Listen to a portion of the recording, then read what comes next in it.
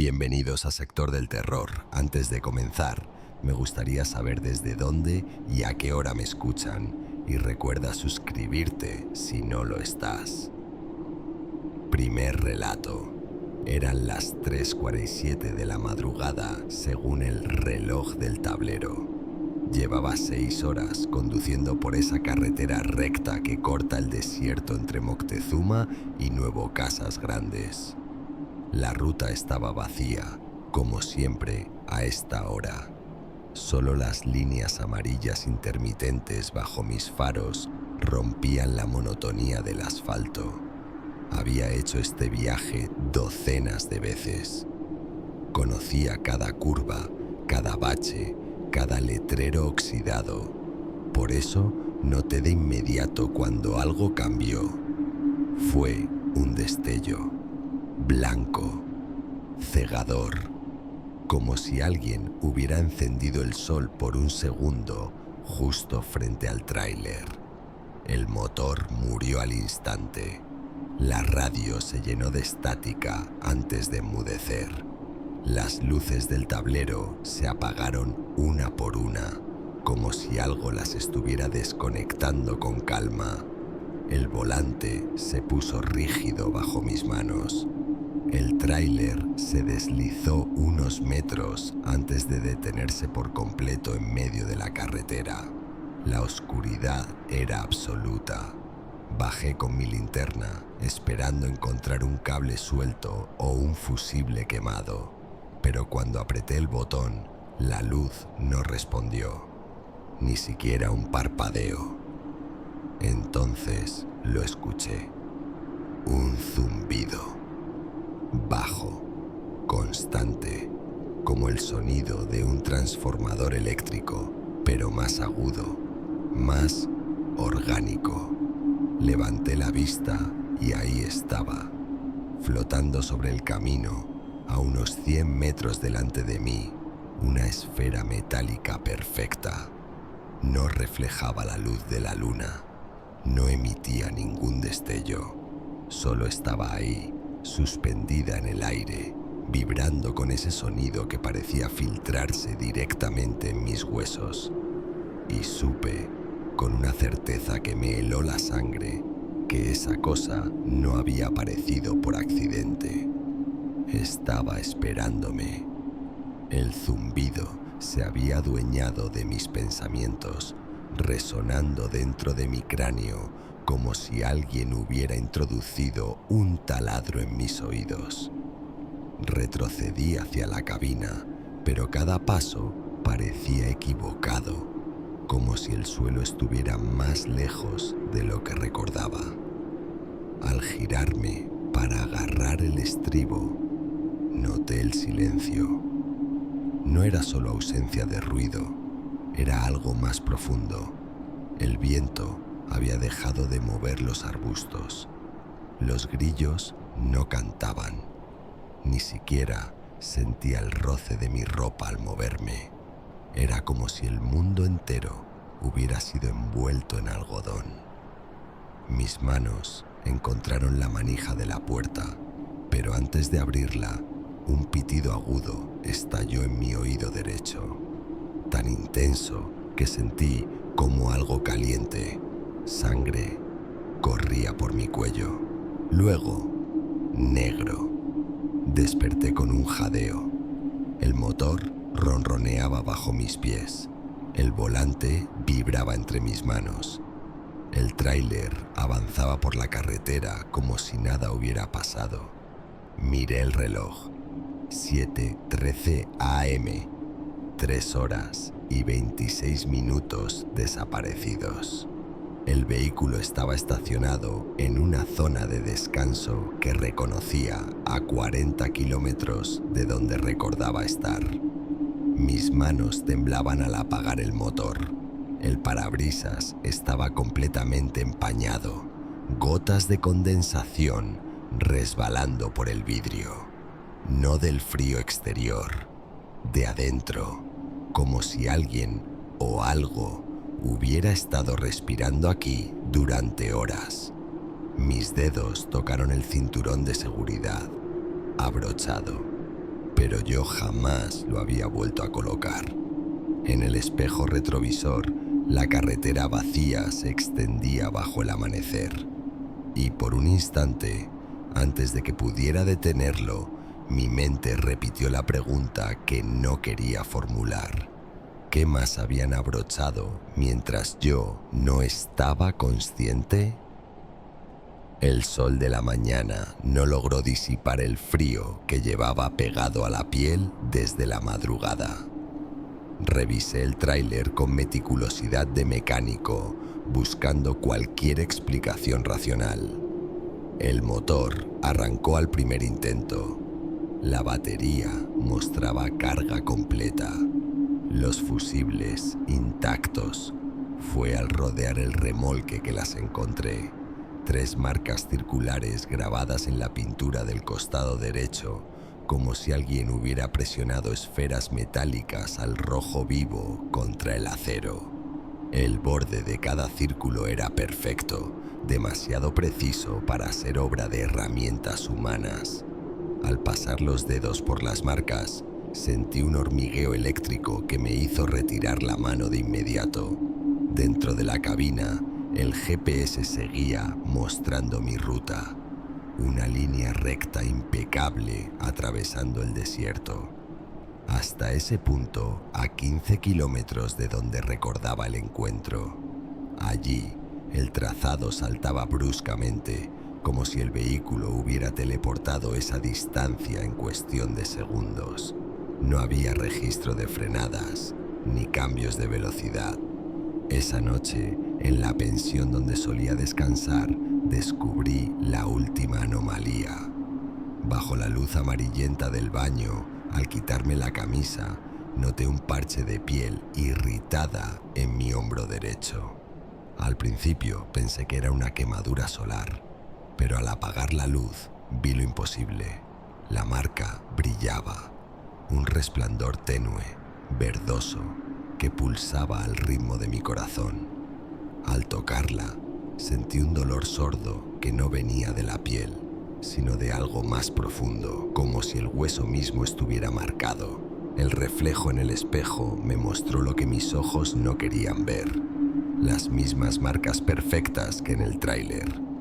Pero estas no estaban quemadas, estaban creciendo. Y en el silencio del cuarto, juré escuchar de nuevo ese zumbido, ahora proveniente de mi propio cuerpo. Relato número 2. Eran las 11:24 de la noche cuando cargué las últimas toneladas de azúcar en el remolque. La báscula marcó 38 toneladas exactas. Firmé los papeles, revisé los amarres y subí a la cabina. Una ruta más, como tantas otras que había hecho en los últimos 12 años. La sierra de la Huasteca estaba tranquila esa noche. Las curvas serpenteaban bajo mis faros, familiares como el rostro de un viejo conocido. No había tráfico a esta hora, solo algún que otro coyote cruzando la carretera de vez en cuando. Fue en el kilómetro 87 cuando las vi por primera vez. 3 puntos de luz aparecieron en el espejo retrovisor, flotando a la altura del remolque.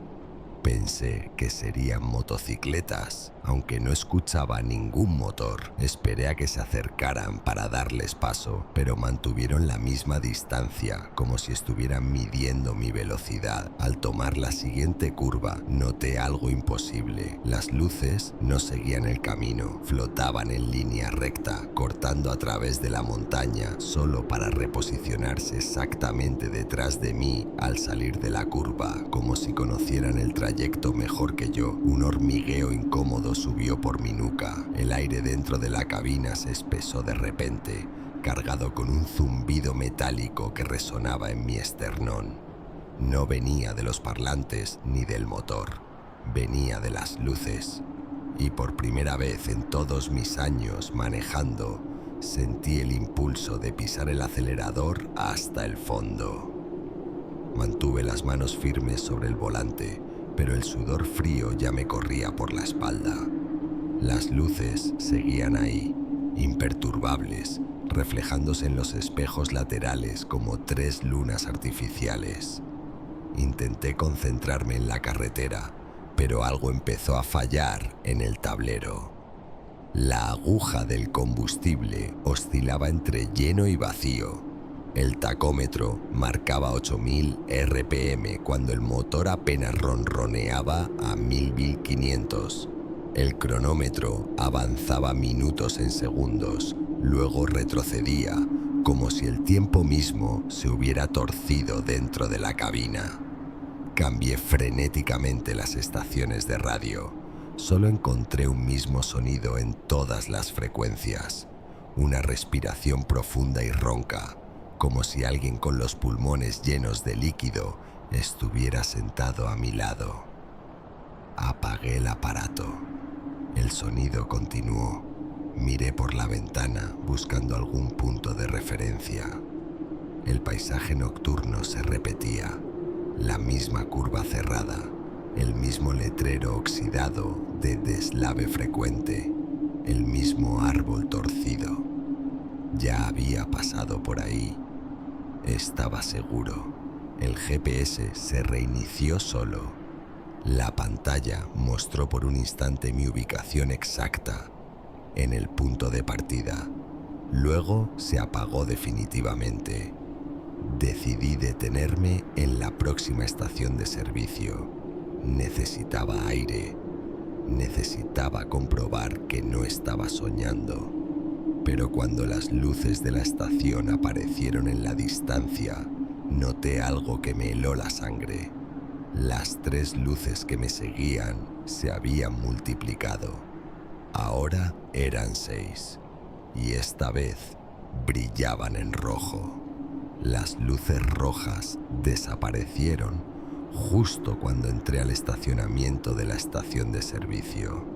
El camión se detuvo con un chirrido de frenos que sonó anormalmente fuerte en el silencio de la madrugada. Mis manos temblaban al apagar el motor. El vigilante nocturno, un hombre mayor que conocía de otras paradas, levantó la cabeza desde su revista cuando entré a la oficina. ¿Necesita diésel?, preguntó, sin reconocerme. Le expliqué entre jadeos lo de las luces, el tablero, la carretera que se repetía. Sus cejas se fruncieron mientras me escuchaba. «Llevo toda la noche aquí», dijo finalmente. «Usted no ha llegado hasta ahora», señaló el monitor de seguridad que mostraba las cámaras exteriores. En la pantalla, mi camión aparecía estacionado desde hacía horas, sin movimiento. Corrimos al taller. El mecánico revisó el motor con su linterna. «Está frío», murmuró. «No se ha encendido en horas». El GPS del camión confirmó lo imposible. Recorridos, 0 horas de viaje, pero mi reloj marcaba las 2:17 AM, 2 horas y media desde que había salido, 2 horas y media de un viaje que, según todos los registros, nunca ocurrió. Esa noche dormí en una de las literas de la estación. Soñé que estaba conduciendo bajo un cielo lleno de luces rojas que parpadeaban al unísono. Cuando desperté de un sobresalto, el vigilante estaba inclinado sobre mí, su rostro iluminado por la pantalla de su teléfono. «Alguien acaba de reportar 3 luces extrañas en la carretera», dijo. Miré por la ventana. Mi camión estaba allí, quieto bajo las luces del estacionamiento, y en el parabrisas 3 círculos de condensación perfectos, como si algo se hubiera posado allí a mirarme dormir.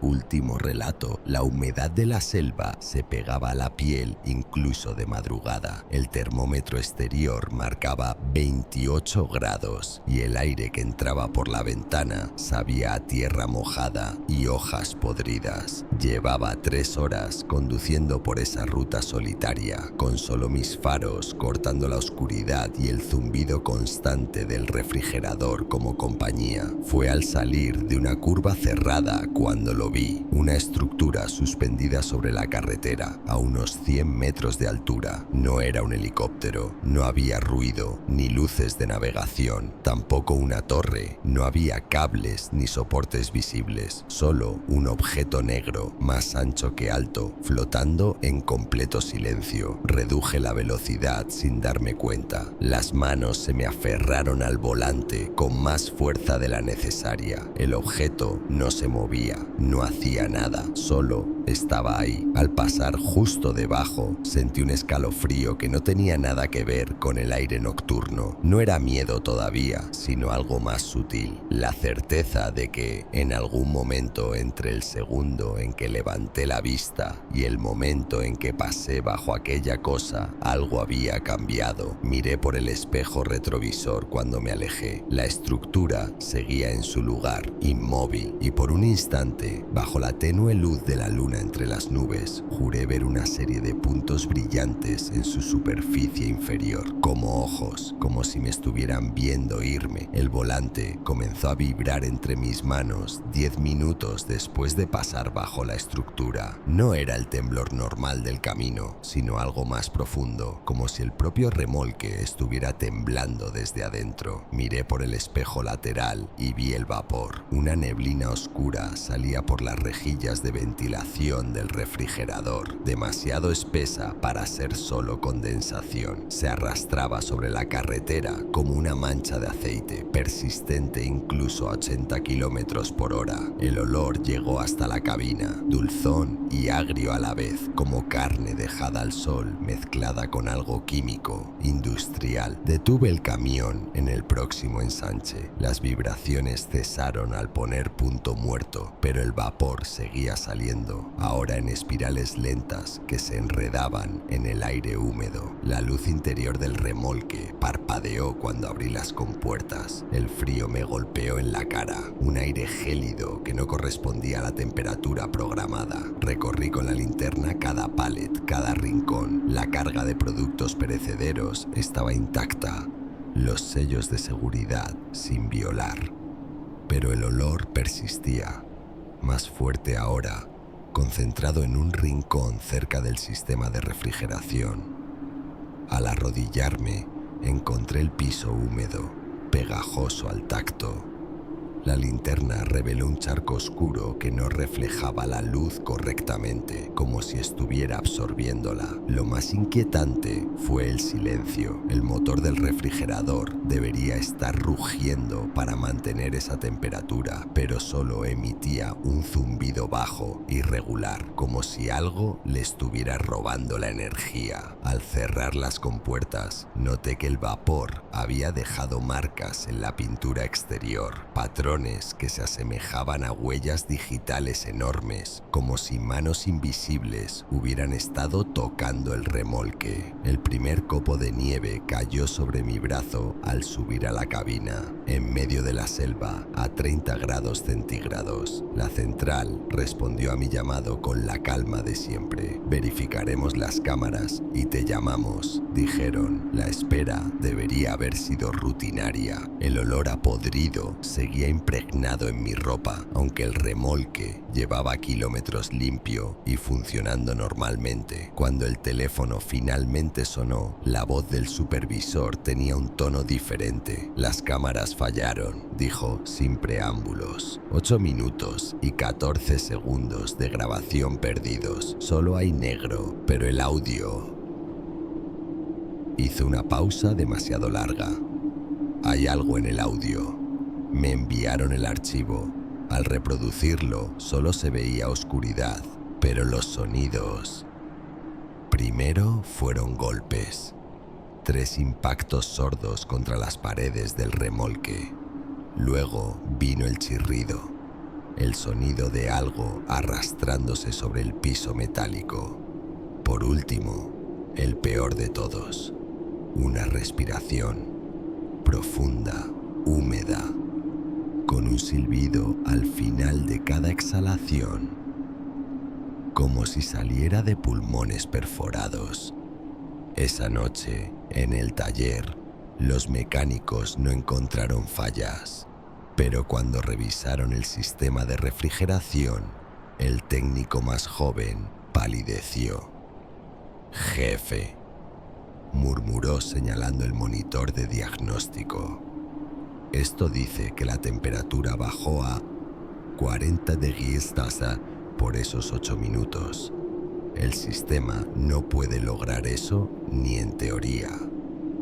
Ahora, cada vez que enciendo la unidad en las madrugadas, el refrigerador tarda exactamente 8 minutos y 14 segundos en estabilizarse, y si pongo la mano sobre su superficie metálica en ese lapso, puedo sentir los golpes desde dentro, suaves al principio, desesperados al final, como si algo hubiera quedado atrapado allí esa noche y ahora aprendiera a llamar la atención. No olvides suscribirte si aún no lo estás y deja tu me gusta para más.